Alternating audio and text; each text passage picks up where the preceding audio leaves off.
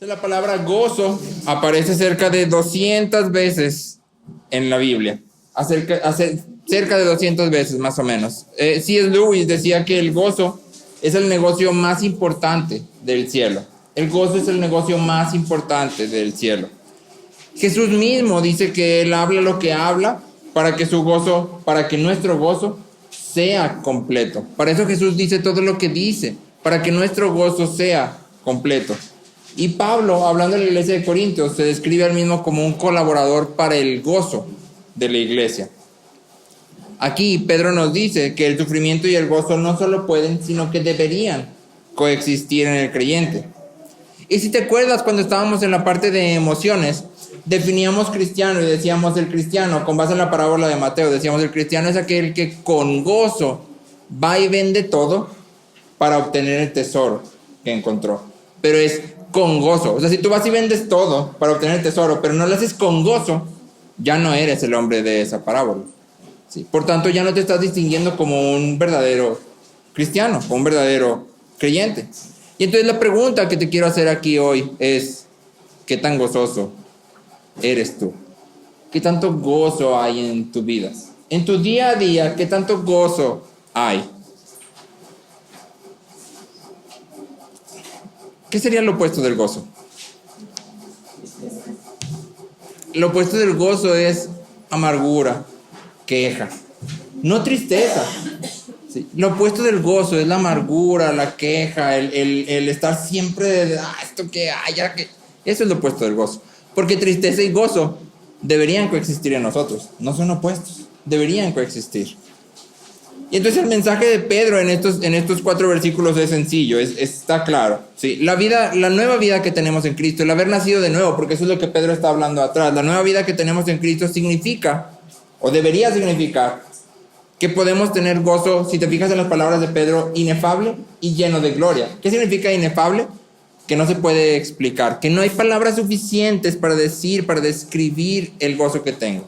Entonces la nueva vida en Cristo significa o debería significar que tenemos un gozo inefable y lleno de gloria, aun cuando estamos afligidos y en tribulación. Aun cuando estamos afligidos y en tribulación. Mucho más cuando nuestra vida va color de rosa, porque ciertamente hay etapas en nuestra vida que todo parece estar súper bien. ¿Sí? Pero el verdadero gozo no depende de la situación externa. Y entonces me gustaría que contestáramos 3 preguntas a lo largo de estos 4 versículos. La primera y la obvia es, ¿qué es gozo? ¿Sí? ¿Qué es gozo? Cuando hablamos de gozo, ¿qué es gozo? La segunda es, ¿de dónde viene el gozo? ¿De dónde viene? Y la tercera, ¿cómo lo obtengo? ¿Qué es gozo? ¿De dónde viene? ¿Y cómo lo obtengo? ¿Qué? ¿Dónde? ¿Cómo? Y entonces vamos primero a qué es gozo. Si estamos hablando de gozo y lo más importante sería entender qué es gozo. Y la palabra nos enseña una verdad doble respecto al gozo, porque en primer lugar la palabra nos enseña que el gozo es un fruto del Espíritu Santo, es decir, es algo que nosotros no podemos producir, es algo que nosotros no podemos crear en nosotros mismos. ¿Sí? Pero la palabra también al mismo tiempo nos instruye, nos manda una y otra vez a regocijarnos, a sentir gozo. ¿Sí? Los creyentes somos llamados a buscar y cultivar algo que no podemos alcanzar por nosotros mismos. Los creyentes somos llamados a buscar y cultivar algo que tú no puedes encontrar y que tú no puedes crear. ¿Sí? Nadie tiene un botón de gozo. Nadie dice, está bien feo, mi situación está bien feo, pero modo gozoso y estoy ahora gozoso. Nadie puede hacer eso. ¿Sí? Y entonces cuando tú y yo llegamos a algo que la Biblia nos pide, pero que está fuera de nuestro alcance y que debería ser una forma de vida, a esto le llamamos virtud. Esto es una virtud.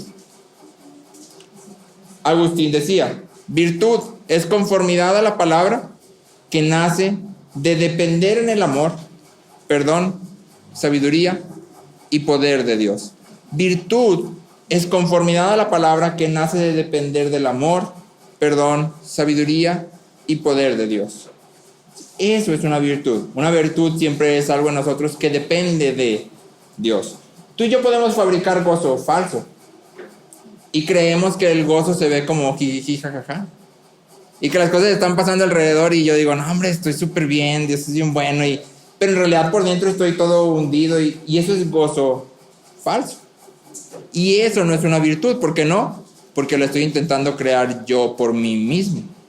Estoy intentando hacerlo yo por mí mismo. Y cuando abordo una virtud y me esfuerzo por hacerla yo sin depender de Cristo, inmediatamente pierde su cualidad de virtud.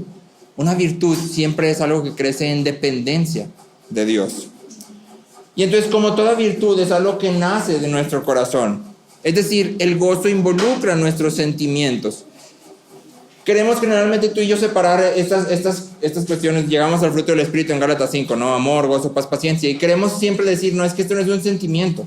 Pero lo que debemos de decir es, sí es un sentimiento, pero es mucho más que un sentimiento. O sea, no solo es un sentimiento. Es eso y mucho más.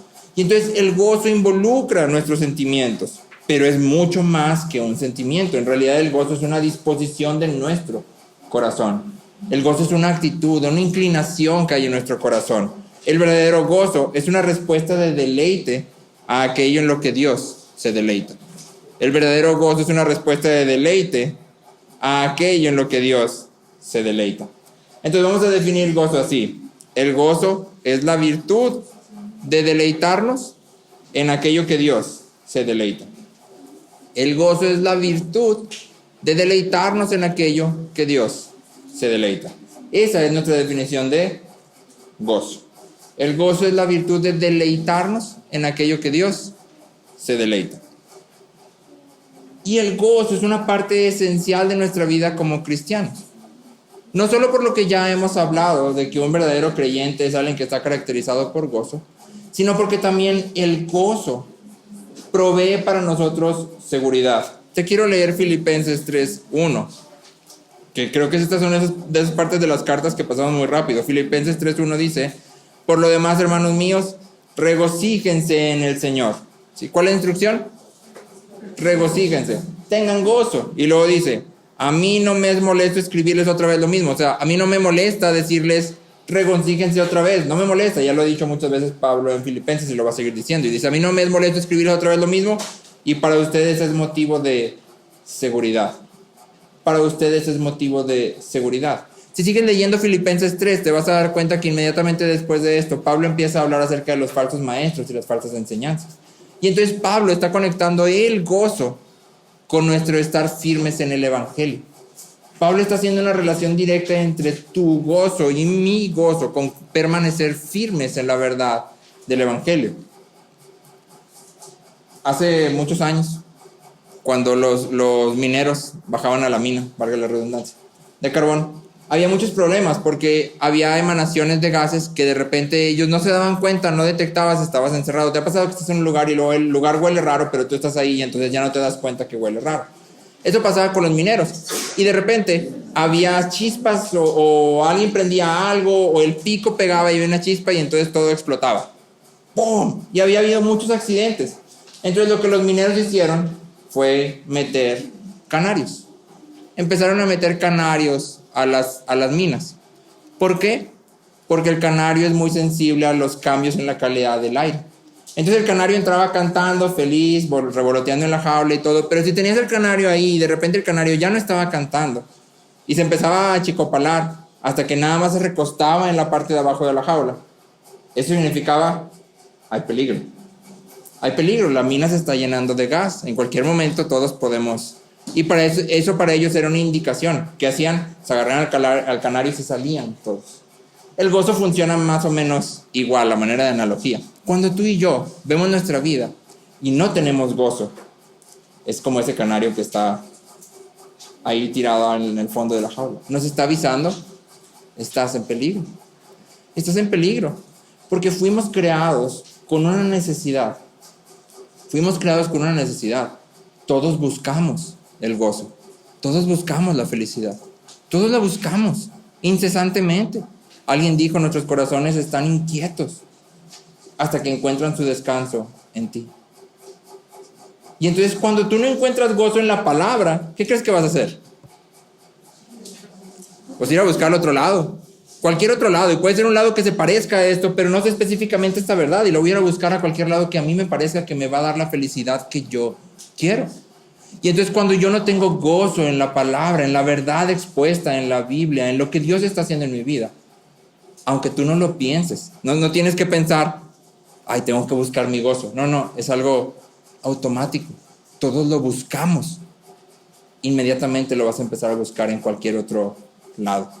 ¿Sí? Lo vas a buscar en tus propios planes, en tus propias soluciones, en tus propios estratagemas. Lo vas a buscar en pecados recurrentes. Lo vas a buscar en pecados continuos. ¿Sí? Lo vas a buscar con pasión, porque fuimos creados de esta manera. ¿Sí? Fuimos creados para buscar nuestro gozo. El problema es que lo torcemos. El único gozo verdadero está solamente en Cristo. Por eso Dios puso esa necesidad ahí. Y entonces el gozo es la virtud de deleitarse en aquello que Dios se deleita. Y al mismo tiempo el gozo es un medidor de qué tan seguros estamos en la verdad, de qué tan firmes estamos en la verdad. Sí. La pregunta aquí pudiera cambiar. Al principio yo te pregunté qué tan gozoso eres. Hoy te pudiera preguntar, o en este momento te pudiera preguntar, ¿qué tan seguro estás? Y la pregunta sería exactamente la misma. ¿Qué tan seguro estás en la verdad? Gozo no es felicidad y risas. Y eso es importante entenderlo. Gozo no es felicidad y risas. Si te fijas, estamos hablando de una disposición del corazón. ¿Sí? Gozo es deleite en medio de la dificultad. Es esperanza en medio del dolor. Es paz en medio de la injusticia. ¿Sí?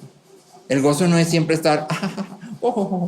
Estaba leyendo de Packer, que es uno de mis autores favoritos, y Packer dice que alguna vez escuchó a alguien predicar y dijo que si tú eras un cristiano y tenías gozo, porque esos eran los cristianos, entonces tu cara siempre tenía que tener una sonrisa grandota. Y dice que él se fue a su casa y vio su cara. Packer era una persona de una cara alargada y de un semblante casi siempre como decaído. Y dice que se vio al espejo y se sintió muy mal. Y dijo, es que entonces yo nunca voy a poder tener ese gozo. Yo nunca voy a poder hacer lo que la Biblia está diciendo que haga, porque ese no es mi semblante, mi rostro no se ve así siempre todo el tiempo. No estoy así. Y eso lo llevó a él a ver, pero ¿qué es entonces el gozo a la luz de la palabra? Sí, el gozo no tiene que ver con estar. Yo fui a estar así todo el tiempo y no tener ni una pizca de gozo. Sí. El gozo es algo mucho más profundo que tiene que ver con el lugar en donde nuestros corazones encuentran deleite. Sí. Entonces la primera pregunta es, ¿qué es el gozo? El gozo es la virtud de deleitarse en lo que Dios se deleita. Ese es gozo. Lo segundo es, ¿de dónde viene el gozo? ¿De dónde nace? ¿Sí? ¿De dónde fluye? ¿Cómo es que, Dios se deleita en esto y yo cómo voy a hacer eso? ¿De dónde está saliendo el gozo? Pedro nos apunta a 3 fuentes de las cuales nuestro gozo nace. Pedro nos apunta a 3 fuentes de las cuales nuestro gozo nace. En primer lugar, nos apunta al conocimiento o a la doctrina. Pedro nos apunta a la doctrina.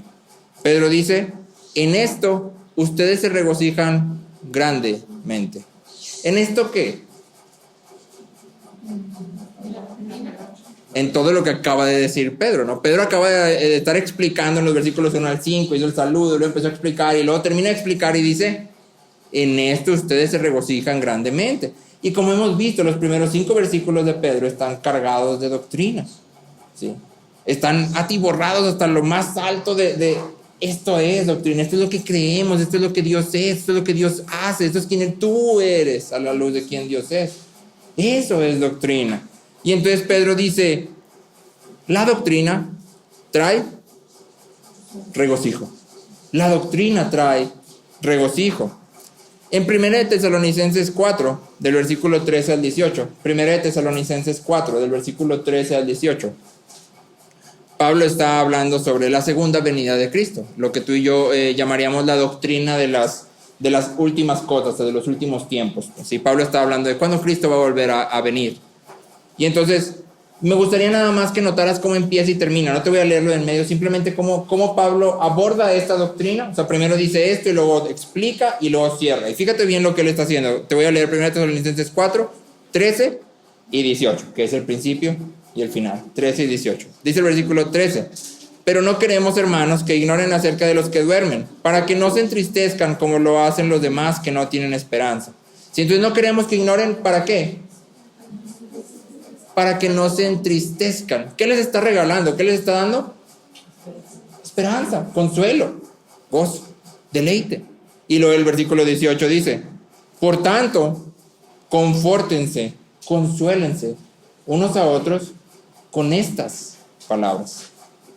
Tú y yo, si alguna vez has abordado la doctrina de las últimas cosas, nos clavamos muchísimo en, pero será el marco premilenial o el amilenial o tal vez es postmilenial, pero si Cristo va a venir, ¿cuándo? ¿Cómo vamos a saber? Y las señales que están...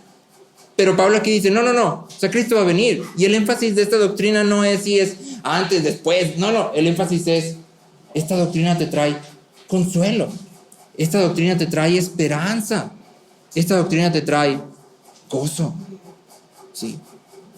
Para eso es esta doctrina.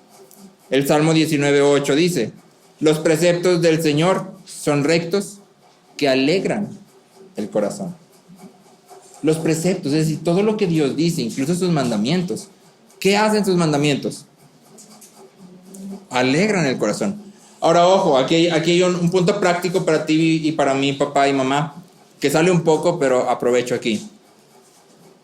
Son tus mandamientos, tus órdenes, tus instrucciones a tus niños motivos de gozo para ellos.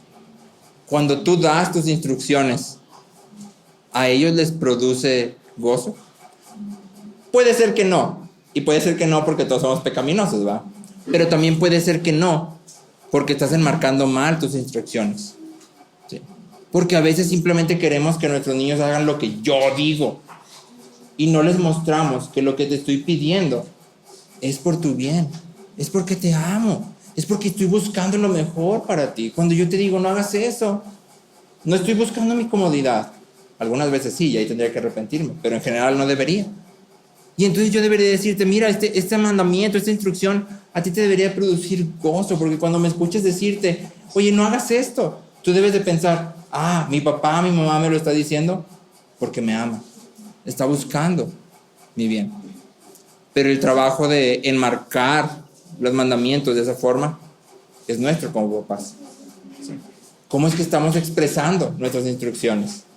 Y que estamos buscando, porque de entrada, si no estás buscando producir gozo en ellos, pues no va a producir gozo nunca.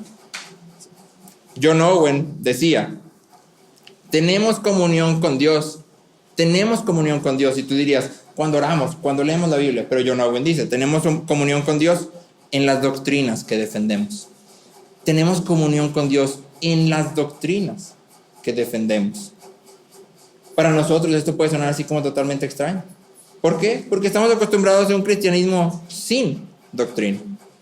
Estamos acostumbrados a esta idea de, no, es que la doctrina es para los estudiosos, para los que van al seminario, para los que escriben libros. Yo no quiero doctrina, a mí dame a Cristo. Pero no se puede tener a Cristo sin doctrina. No puedo conocer a Cristo sin doctrina. Y ese es el punto de John Owen. Tenemos comunión con Dios en las doctrinas. En las doctrinas. Es la doctrina y es profundizar en la doctrina lo que trae crecimiento a nuestro gozo. Simplemente piensa en las últimas 2 semanas, ¿no? Cuando yo he estado, estas semanas que estoy estudiando Pedro, sinceramente me he sentido más gozoso. ¿Por qué? Porque la primera semana cuando abordamos Pedro, lo primero que vimos fue, somos extranjeros, somos exiliados, pero somos escogidos, elegidos. No importa lo que yo haga, Él me ama. ¿Eso no trae gozo? Por supuesto que sí. Y la semana pasada vimos otra y dijimos, yo sé que voy a llegar al final de la carrera. ¿Por qué? Porque Él me guarda. Porque Él me guarda. ¿Eso no trae gozo? Sí, claro que sí. Y eso es doctrina. Las doctrinas traen gozo. Entonces la primera fuente de gozo, la primera fuente es la doctrina. La segunda fuente a la que Pedro nos apunta está en esta frase que dice Pedro. Pedro dice, ahora por un poco de tiempo, si es necesario, son afligidos con diversas pruebas. Y hay unas palabras ahí que son clave. Dice, ahora por poco de tiempo, si es necesario. Si es necesario. Y entonces la segunda fuente es la aceptación. La aceptación de que toda situación en mi vida es buena en cierto sentido. Toda situación en mi vida es buena en cierto sentido. Sí. John Newton, el escritor de Sublime Gracia, dice: todo necesito que Dios envíe. Nada necesito que Dios retenga. Y todo es todo. Todo. En otras palabras, sea cual sea tu situación, Dios está trabajando a través de ella para que seamos transformados en la imagen de Cristo de gloria en gloria. Sea cual sea nuestra situación, Dios está obrando en medio de ella. Sí. Ahora, esto no significa que si estás en una situación mala, a fuerzas te tienes que quedar ahí. Esto no significa que si estás viviendo en tu casa una situación de abuso, o si estás en una situación de injusticia constante, vas a decir: no, pues es que es necesario, por eso Dios me la envió y aquí me voy a quedar. No, eso no es la idea. Dios no se deleita en nuestro sufrimiento. Si estás en una situación de abuso, pide ayuda y corre, eso es lo correcto. Si estás en una situación de injusticia constante, pide ayuda y corre. Si recuerdas, Pablo les dice a los esclavos: si puedes hacerte libre, hazte libre. Pero si no, puedes servir a Dios ahí. O sea, no tienes que ser libre para servir a Dios, pero si puedes hacerte libre, hazte libre. ¿Sí? Entonces la idea aquí no es quédate ahí donde estás porque Dios te... No. Sí, estás en una situación difícil y puedes salir dentro del marco de lo que la Biblia maneja. Sal de ella. ¿Sí? Pero la idea aquí es que si estamos en una situación de la cual no hay escape por el momento, puedes pensar tal vez en una situación de escasez monetaria. ¿Sí? Estás trabajando y estás haciendo lo más que puedes, estás siendo diligente, pero de todas formas estás pasando por una situación difícil. ¿Sí? Lo correcto es ver esa situación y decir: ok, Dios está obrando en esto. ¿Sí? Todo es necesario que Dios envíe. ¿Sí? Si estoy pasando por una situación de enfermedad, ¿sí? Ok, todo es necesario que Dios envía, puedo hacer esto. Si estás pasando por una situación de pérdida, de dolor, en la que ya no puedes hacer nada, todo es necesario que Dios envíe. Dios está siendo bueno aún en medio de esto, aún a través de esto, que puede parecer no ser tan bueno a mis ojos. Sin importar lo que estemos pasando, podemos confiar en que Dios está usando esta situación para conformarnos a la imagen de Cristo. Y entonces la pregunta aquí para ti, para mí es: ¿cómo ves las situaciones a tu alrededor? ¿Cómo ves las situaciones a tu alrededor? ¿Con gozo porque son necesarias? ¿O con hartazgo porque según tu criterio tu vida podría ser mejor? Volteamos y vemos a las personas que nos son difíciles y con las que batallamos y decimos: no, es que no sabes, y empezamos a quejarnos. Tal vez no hables específicamente mal de la persona, pero expresas inmediatamente queja. O vemos a las personas difíciles como oportunidades de crecer en gracia, en compasión, en el carácter de Cristo. De decir: ok, Dios me quiere bien santo. ¿Sí? Y reconocemos que, te guste o no, tú también eres una persona difícil. Yo también soy una persona difícil. Si nos gusta echar la bolita, no, es que él es bien difícil. Sorpresa, tú también eres difícil. ¿Sí? Si estoy viviendo una situación que considero buena, la queja es inexistente. Yo no me imagino, Francis y yo queremos, yo creo ya cuando tengamos como 70 años, que alcancemos a ahorrar, queremos ir a Islandia. Y Islandia es un lugar donde hace mucho frío, pero queremos ir a Islandia porque en Islandia se puede ver la aurora boreal. Y es algo así que para mí es increíble, es ¿cómo se verá eso? ¿Sí? Y no me imagino estar yo ahí en Islandia de noche y luego de repente que se ve la aurora boreal así. Imagínate, a lo mejor tú no eres de frío, eres de playa, imagínate que estás en la playa y está el mar así increíble, ¿no?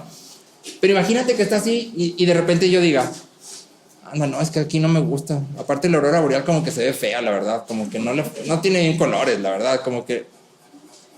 ¿Qué diría eso de mí?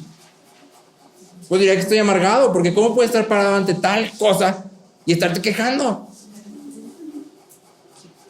Sí, la situación en la que estoy viviendo, yo la veo desde mi perspectiva, yo reconozco que es buena, porque Dios es bueno. Eso inmediatamente debería arrancar toda queja de mi corazón. inmediatamente debería arrancar toda amargura de mi corazón. Pero si constantemente me estoy quejando en contra de Dios. Toda queja está dirigida siempre a Dios. Si te quejas de fulanito, le estás diciendo a Dios, Dios, es que no hiciste bien a fulanito. Sí, es que no te quedó bien, o sea, lo hubieras hecho mejorcito para yo no batallar tanto. Sí, si te quejas de tu situación, te estás quejando de la soberanía de Dios en tu situación. Si te quejas de tu salud, si te quejas de tu físico, te estás quejando directamente contra Dios. Porque como vimos al principio en el Salmo, Dios gobierna todo. Samuel Rutherford dice, y esta frase me gusta, es el sabio amor de Dios el que nos alimenta con hambrunas. Nos alimenta con hambrunas. Y nos engorda con deseos y abandono. O sea, ¿qué? Es decir, Él nos hace crecer a través del hambre, el sufrimiento. Él nos hace crecer a través de eso. Es su sabio amor el que nos alimenta con hambrunas y nos engorda con deseos y abandono. Entonces, la segunda fuente del gozo es aceptación. Reconocimiento de que Dios es bueno. Sí, reconocimiento de que Dios es bueno y es soberano. Y por tanto, sea lo que sea que yo esté viviendo, Él sigue siendo bueno. Y eso hace esto bueno para mí. ¿Sí? Y la tercera es una posesión. El gozo fluye de poseer algo que haga que todo valga la pena. El gozo fluye de poseer algo que haga que todo valga la pena. Te pregunto, ¿qué te hace levantarte en la mañana? ¿Por qué te levantas todas las mañanas? Mi papá me levanta. Puede ser. Sí, mi mamá no me deja quedarme en la casa, me manda a la escuela. Ok. ¿Qué te hace perseverar en el día, en medio de la dificultad y de los problemas qué te hace perseverar? Cuando llega un problema o sucede algo que no te gusta, o alguien en el trabajo, alguien te queda mal, o se porta mal, o te traicionan, ¿no? Ayer estábamos platicando con un amigo y nos decía, no, es que estaban confabulando en el trabajo. ¿Qué haces? O sea, ¿qué haces? Porque la salida fácil es decir, pues se acabó, me voy, va. Eso sí sería la salida fácil. Pero ¿qué te hace perseverar? ¿Qué es lo que tú piensas y dices, bueno, vale la pena que yo prosiga en esto? Una pregunta un poco más atrás. En medio de las dificultades, cuando hay problemas, cuando estás angustiado, cuando estás estresado, cuando estás sufriendo, ¿a dónde corres para encontrar descanso? ¿A dónde corres para encontrar descanso? Piénsalo. Porque muchas veces corremos a lugares huecos, bastante huecos. Algunas veces corremos a Netflix. ¿Sí? Porque lo que queremos es dejar de pensar en las cosas. En la película de Harry Potter hay una cosa que es un pensadero. Y entonces lo que hacen ahí es que el señor dice que cuando tiene muchas cosas en su cabeza, lo que hace es que se saca las cosas de la cabeza y las avienta ahí. Y de esa forma ya no piensa en ello. Y yo diría, órales. Órales, o sea, sí, imagínate esto me está angustiando así muchísimo. ¿Qué hago? Pues lo agarro, me lo saco y ahí lo dejo. Ya después que tengan que pensar en ello, pues vengo y lo agarro ahí, pero ahorita no puedo, entonces ahí ya dejé de pensar en eso. ¿Cuántos de nosotros quisiéramos tener esa habilidad de ¡puc! Listo. Ya Command Shift es cerrar proceso, se acabó. ¿A dónde vamos para hacer eso? ¿Sí? Yo conozco una persona, cuyo nombre no voy a decir, que para descansar, para despegar su mente, sale a correr.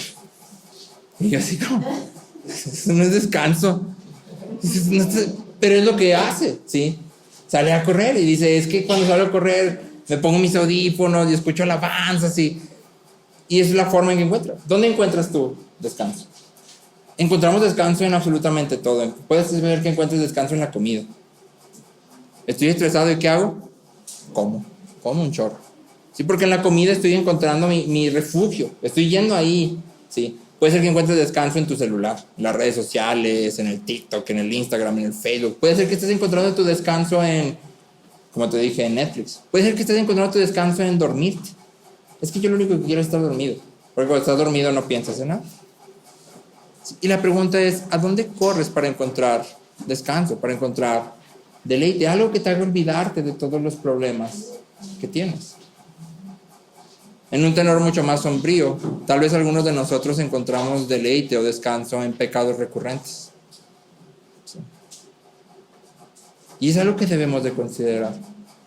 Si hay un pecado recurrente en nuestra vida, deberíamos de considerar por qué es recurrente. ¿Por qué estoy una y otra vez volviendo al mismo lugar que sé que no debería volver? Y probablemente la respuesta tenga mucho que ver en que estás encontrando ahí un descanso, un refugio. Estás tratando de satisfacer algo que crees que el Evangelio no satisface. Y por eso vuelves una y otra vez a lo mismo. Tú y yo poseemos algo que nadie más puede darnos, que no existe otra cosa mejor. Poseemos algo que hace que absolutamente todo lo que vivimos valga la pena vivirlo, que hace que todo lo que padecemos valga la pena padecerlo. Tú y yo poseemos a Dios mismo. Tú y yo poseemos a Cristo y su salvación. Un autor decía que el gozo solo puede ser tan bueno como el objeto del mismo. El gozo solo puede ser tan bueno como el objeto del mismo. Si el objeto de mi gozo es Dios, si el objeto de mi gozo, la posesión más valiosa que yo tengo, la cosa que yo más atesoro, el lugar en donde yo encuentro descanso, deleite, satisfacción, es Dios, ¿de qué calidad será mi gozo? Debería serlo, ¿no? Debería ser total. Dios mismo es nuestra recompensa, ya que no puede haber nada más grande o mejor. Dios mismo se ha prometido a Él mismo. Ese es nuestra posesión más valiosa. Tenemos a Cristo y su salvación. Y entonces en medio de las aflicciones y en medio de todo el sacudir, en medio de todos los problemas y cuando llegan las situaciones difíciles, porque hablamos de aflicción y tal vez tú piensas, pues es que yo no estoy en aflicción, mi vida está relativamente bien. Elizabeth Elliot dice, sufrimiento es no tener lo que quieres o tener lo que no quieres. No tener lo que quieres o tener lo que no quieres. Es decir, no quiero estar enfermo, pero tengo enfermedad. Sufrimiento. Quisiera tener una vida más calmada, que mi familia estuviera mucho más padrísima, pero no está así. Sufrimiento. Sí. Y en esa definición, entonces cualquier cosa entra que nos haga movernos. Otra vez, si estás en el trabajo y viene fulanito y empieza a hacer tirria, ahí tienes algo que no quieres. Tienes un compañero que te está atacando. Entraría dentro del concepto de sufrimiento. Y la pregunta es, ¿qué haces? ¿A dónde te aferras? En medio de esa situación deberíamos de aferrarnos a Cristo y su salvación. Tengo algo que es infinitamente más valioso que cualquier cosa que yo pueda perder aquí. Y puedo entonces responder adecuadamente a esto. Porque sin importar lo que pase, mi herencia no puede ser quitada. ¿Sí? Entonces, 3 fuentes del gozo. Conocimiento o doctrina, aceptación, posesión. ¿Sí? Un tesoro de valor infinito. Y la última pregunta que presentamos fue, ¿cómo lo obtengo? ¿Cómo obtengo este gozo? Me gustaría repetirte la pregunta que hice al principio. ¿Se caracteriza tu vida por el gozo? Si voltearas con tus hijos, con tu cónyuge, si voltearas con tus mejores amigos, si voltearas con tus maestros en la escuela, ¿dirías que tu vida se caracteriza? ¿Ellos dirían que tu vida se caracteriza por el gozo? Dirían, sí, es que lo veo y es increíble, es padrísimo platicar con él o con ella porque platicas y irradia gozo. No lo escucho quejarse, no hay un motivo de queja o de amargura, es como que todo el tiempo está, ojo, no está feliz, puede estar triste, pero aún en la tristeza hay esperanza. ¿Se caracteriza tu vida por eso? ¿O cuál sería la palabra que te caracterizaría? ¿Cuál sería la palabra que mejor te describe? ¿Por qué si sabemos todo esto? Porque lo sabemos. Muchas veces no experimentamos el gozo del que Pedro habla. Porque aunque sabemos todo esto, muchas veces nuestro gozo no es inefable y lleno de gloria. Porque más bien es un gozo inconstante. Sale cuando todo está bien y se esconde cuando todo está mal. Sale cuando todos me hacen caso y hacen lo que yo quiero. Se esconde cuando nada sale como yo pensaba. El verdadero gozo no nace naturalmente dentro de criaturas caídas. El verdadero gozo no nace de manera natural en nosotros. Ya que separados de Cristo, los pecados no tienen capacidad para gozo duradero. El verdadero gozo es una respuesta de deleite a aquello en lo que Dios se deleita. Y entonces eso implica que lo primero que tú y yo necesitamos es que nuestro corazón esté afinado para deleitarse en lo que Dios se deleita. Lo primero que tú y yo necesitamos es que nuestro corazón esté afinado para deleitarse en lo que Dios se deleita. Y te acuerdas que al principio decíamos, es que la palabra nos enseña una verdad doble, es un fruto del Espíritu. ¿Por qué? Porque el único que puede cambiar nuestros corazones es Dios. El único que puede afinar nuestros corazones para deleitarse en lo que Él se deleita es Dios. Y sin embargo tú y yo somos llamados a buscarlo y cultivarlo. Nuestro gozo, tu gozo, depende de tu habilidad para deleitarte en las cosas que son correctas. Tu gozo depende de tu habilidad para deleitarte en las cosas que son correctas. Si tu deleite está en tu comodidad, tu gozo va a ser inconstante. A veces vas a estar muy gozoso y a veces no vas a tenerle un poco de gozo. Si tu gozo está en que nadie te moleste, en que nadie te pida nada, en que nadie te encargue de hacer nada que sea difícil o te obligue a cambiar tus planes, o difícilmente vas a tener gozo.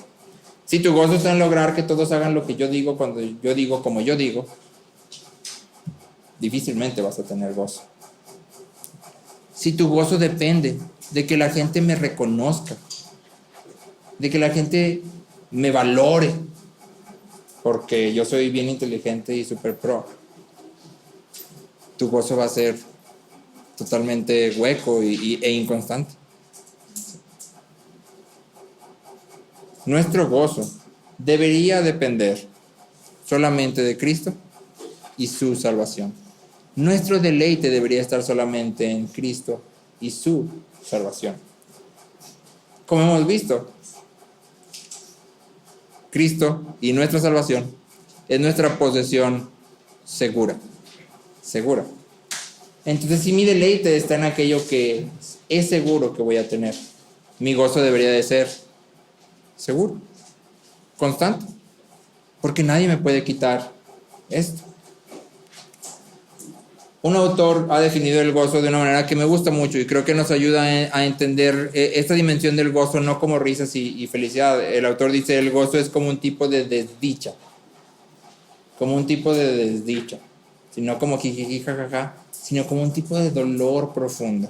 El gozo es como nostalgia, es como un anhelo profundo que no ha sido cumplido, pero que sabemos que será cumplido.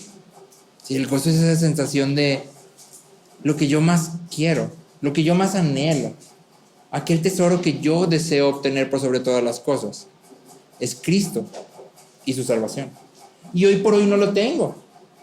Y entonces hay cierto sentido de, me falta algo.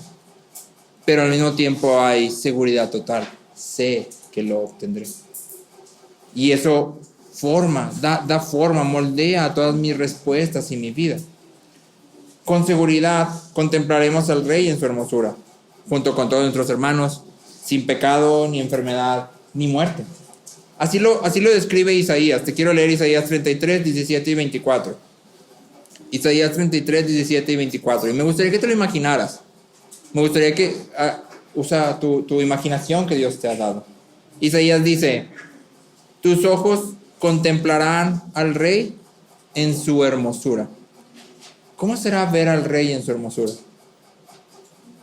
¿Qué te imaginas? No sé, las descripciones que hay en la Biblia es algo tan inefable que se nos dan imágenes, calles de oro, un mar totalmente cristalino y Dios mismo alumbra todo y imagínate de repente estar parado ahí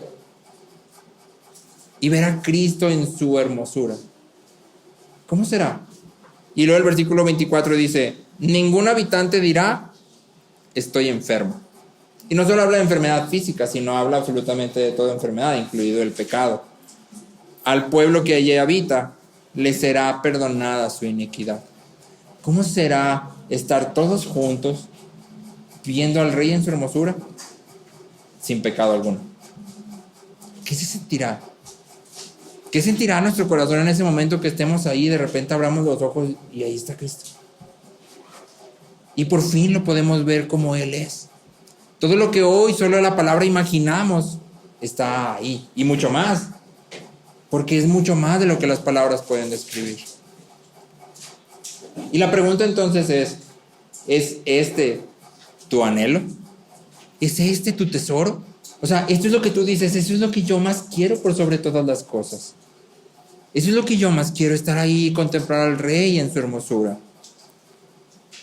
Al aprender a atesorar a Cristo, la conformidad a Cristo, más que lo que se nos está quitando, condicionamos a nuestros corazones para el gozo.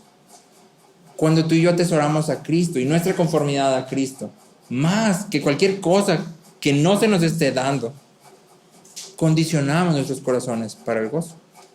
Porque si algo me está siendo quitado, como ya vimos, Dios está trabajando. Y significa que estoy creciendo en conformidad a Cristo. Y eso es justo lo que yo quiero. Eso es justo lo que yo más anhelo. Parecerme más a Cristo hasta llegar a estar junto con Él. Cuando las situaciones ocurren, si estamos amando las cosas correctas, encontraremos gozo. Pero el punto pivotal, el punto de inflexión es si estamos amando las cosas correctas. Tenemos que amar las cosas correctas si hemos de encontrar gozo en medio de cualquier situación. Podemos enfrentar la tribulación porque Dios se ha revelado a nosotros en su palabra. Él nos ha mostrado lo que es realmente deseable. No tenemos que adivinarlo, no tenemos que buscarlo. Él ha dicho, esto es en lo que debes deleitarte. ¿Sí? Él nos ha enseñado lo que debemos amar. Pero también se revela a nosotros en Cristo. Y se revela a nosotros en Cristo como un Dios que puede entender lo que es sufrir. Él sabe lo que se siente ser rechazado, menospreciado, calumniado, golpeado. Él sabe lo que se siente todo eso. Hebreos 2:18, te estoy leyendo en la NTV, dice, debido a que Él mismo, Cristo, ha pasado por sufrimientos y pruebas, puede ayudarnos cuando pasamos por pruebas. Él puede ayudarnos porque Él mismo ha pasado por ahí.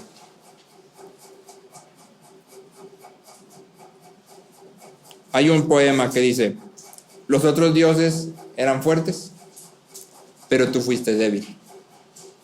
Ellos cabalgaban, pero tú descendiste de tu trono. Solo las heridas de Dios pueden hablar a nuestras heridas. Y ningún Dios tiene heridas, sino tú. Y captura justo esto. Dios puede entender lo que padecemos. Cristo puede entender aquello por lo que estamos pasando. No solo porque se lo imagina, como tú y yo nos imaginamos que será ver al Rey en su hermosura, sino porque Él ha sufrido, y mucho más que nosotros. Y podemos correr y pedir auxilio. Y eso significa entonces que la nueva vida que tenemos en Cristo significa que podemos tener gozo inefable y lleno de gloria, aun cuando estemos afligidos y en tribulación. Podemos tener gozo inefable y lleno de gloria, que no se puede describir y que está lleno de... ¿Alguien se acuerda cuál es la definición de gloria? La expresión externa de la plenitud interna de Dios. Está llena de todo lo que Dios es. Este gozo está lleno de todo lo que Dios es, de toda su bondad. La expresión externa de la plenitud interna de Dios. Eso es gloria.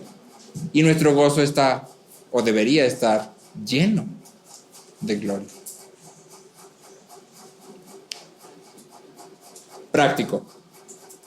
No tan práctico como tú quisieras, pero práctico. Te leo el Salmo 42. Te voy a leer del 5 al 11.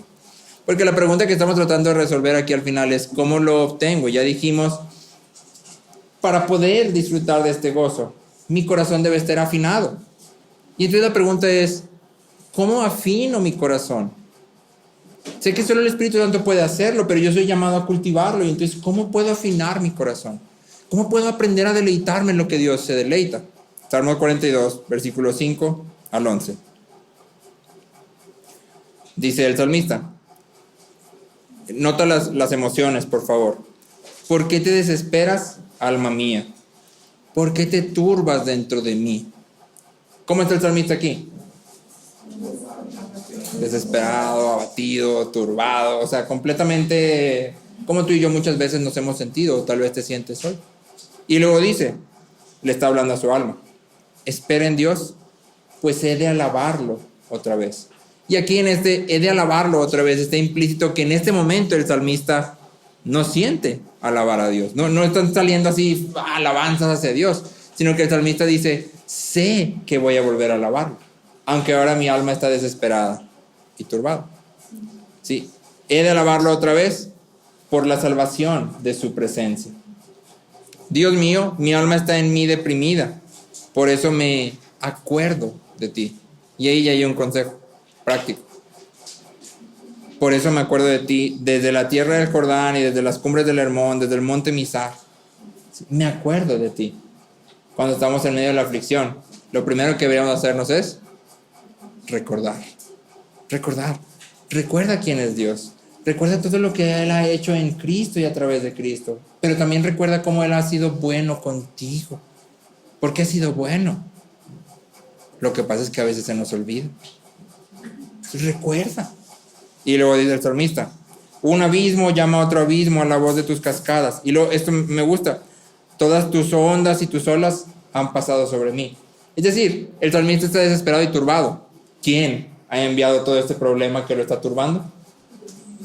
Dios. Todas tus olas han pasado sobre mí, tus olas.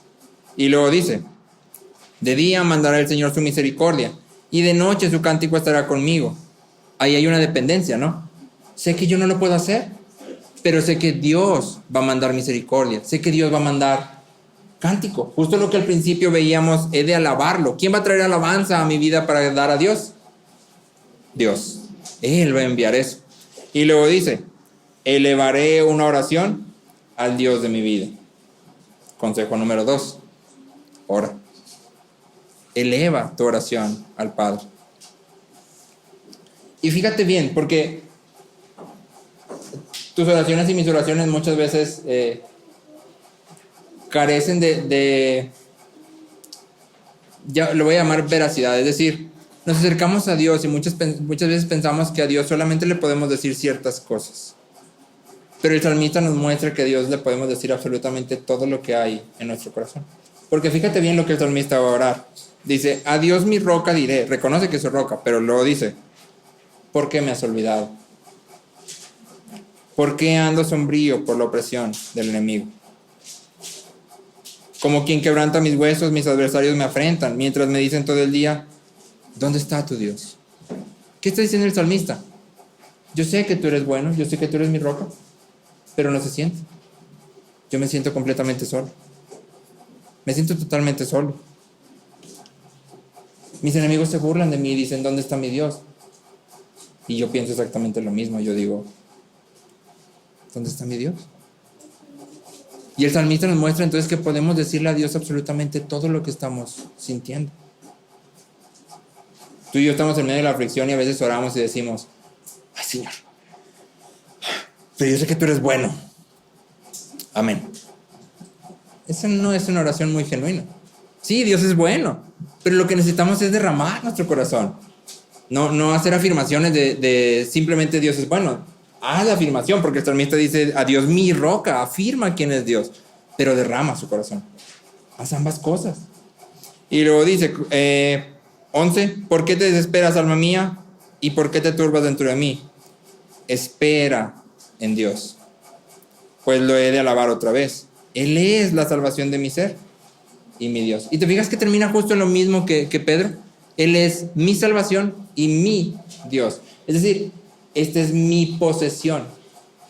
Salvación y Dios. Él es mi herencia. Esto está seguro. Y dentro de todo el Salmo hay un consejo que está implícito y es, háblate a ti mismo. Háblate a ti mismo. ¿Qué te hablas? La palabra. Lee la Biblia y háblate a ti mismo. El salmista, ¿a quién le está hablando durante todo el salmo? A él mismo. Se reconoce afligido y se reconoce turbado, pero también sabe que Dios es bueno. Y el último consejo está varias veces en el salmo. Espera en Dios. Espera en Dios. Esperar no significa no hacer nada. Esperar significa hacer lo que sea que Dios me está llamando a hacer, aun cuando no tengo ganas de, aun cuando no estoy en mi momento top, aun cuando estoy en aflicción. Esperar significa caminar conforme a lo que el Evangelio nos llama. Eso es esperar. Y voy caminando y estoy esperando. Vas a venir y cuando vengas, cuando respondas, cuando tu respuesta llegue y yo la pueda ver, yo voy a estar haciendo lo que tú me has pedido. Porque sé que tú eres bueno, sé que tú eres mi roca, sé que tú contestas.